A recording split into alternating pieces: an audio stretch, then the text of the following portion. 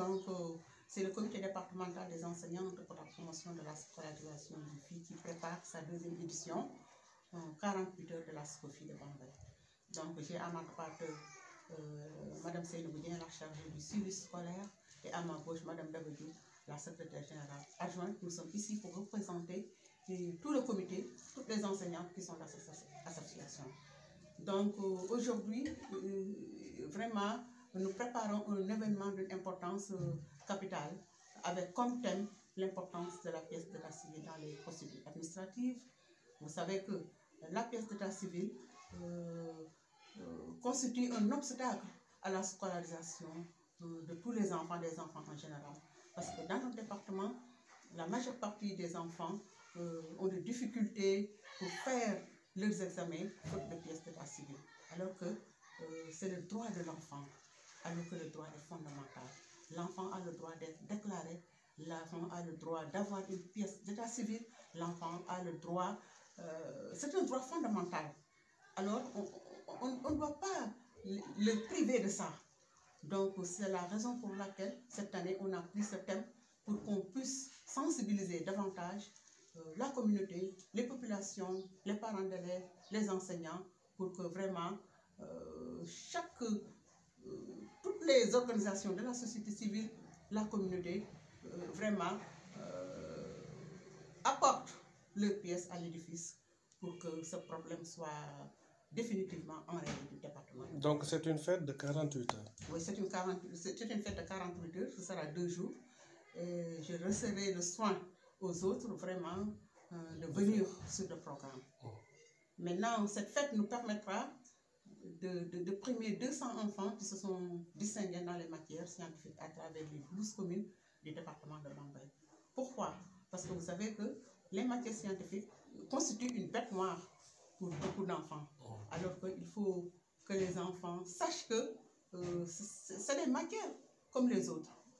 et qu'ils doivent les affronter, qu'ils doivent redoubler d'efforts pour être de vrais scientifiques. Parce que nous avons beaucoup de femmes et d'hommes qui constituent des exemples et qui ont eu à affronter ces matières et qui ont réussi. Maintenant, on a fait le tour de 12 communes et les meilleurs qui se sont distingués dans les matières scientifiques seront primés par les enseignantes. Chaque enseignante a pris en charge un enfant. Donc c'est l'occasion de les féliciter. Il y a aussi un partenaire que vous allez découvrir d'un moment à l'autre aussi, qui nous a octroyé beaucoup de kits scolaires. Sénéasso de Paris, ce sont des associations sénégalaises qui œuvrent dans le social dans tous les départements du Sénégal. Donc, d'un moment à l'autre, ils seront là et ils vont réagir. Est-ce que on peut s'attendre un jour à ce que cette fête soit nationale, qu'on prime les meilleurs élèves au niveau national? Merci beaucoup. En tant que présidente nationale, avec le secrétariat exécutif du Comité national des enseignants pour la promotion de la scolarisation des filles, on est en train de faire des démarches, de réfléchir sur ça pour que, au niveau national, qu'on puisse faire une fête exceptionnelle pour que tous les départements en bénéficient, parce que nous sommes là pour ça, nous sommes là pour le social. Et c'est l'occasion pour vous dire qu'en ce qui concerne la fête départementale de Bambey, la marraine naturelle, c'est la première dame du Sénégal, Adjaratou Marième Faye Sall,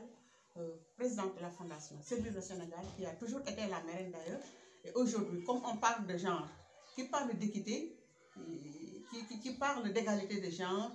on est à l'ère du genre, on est à l'ère des ODD.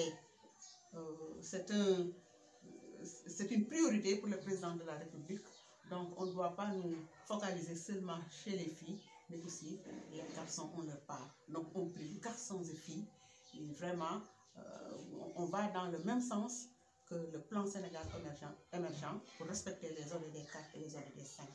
Donc, Marième Faye Sall est la marraine naturelle de Ibrahima Khalil Fall et le parrain à travers le département de Bambey. Parce que si on parcourt les chiffres par rapport aux pièces d'état civil, que Sambakan en souffre. En plus, Ibrahima Khalil, maire et honorable député, est un homme social. C'est pourquoi nous l'avons associé à l'événement. En Wolof, est-ce que vous pouvez dire aussi une surprise que vous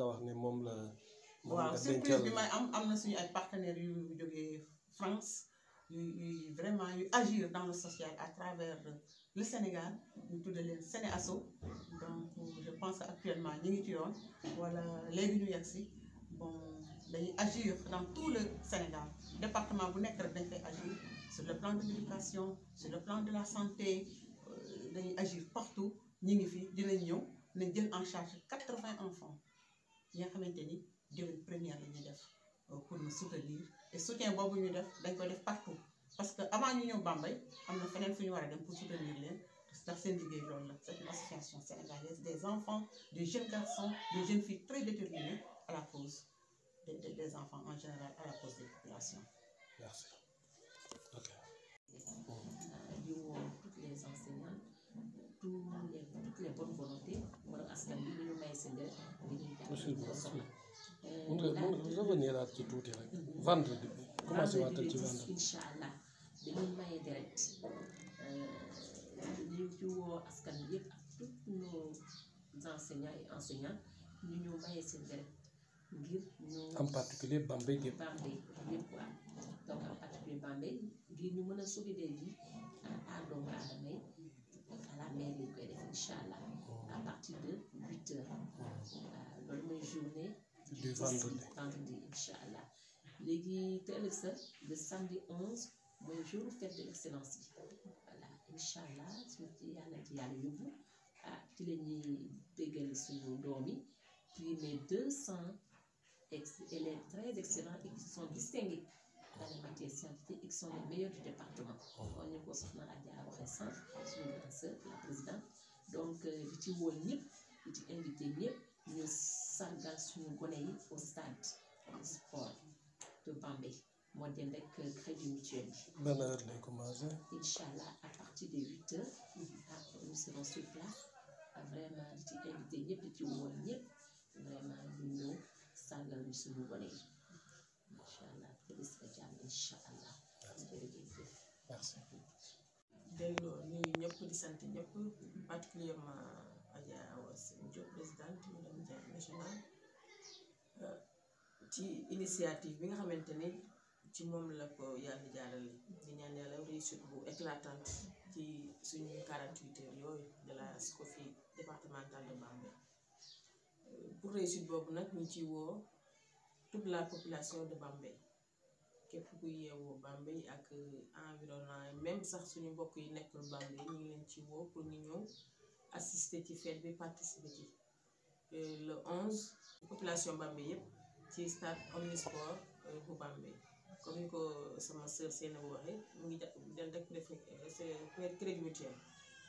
ñun ñëpp ñëw wuy si aussi bu ñu fàtte journée du 10 vendredi 10 pour maye deret bi maye deret bi dafa am solo parce que mën nañ ko maye sax mu ñëwaat ci ñun wala suñu mbokk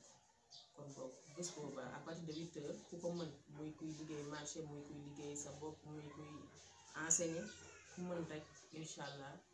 nga ñëw maye sa deret à partir de 8 heures à la mairie de Bambey. bon ma ñëw ci appel bi parce que je pense que événement bi ñëpp ko bokk may commencer mooy les autorités locales ma ci woo madame la présidente du conseil départemental ay Adjaratou Fatou Sène nga xamante ni éducation rek moo ko ñor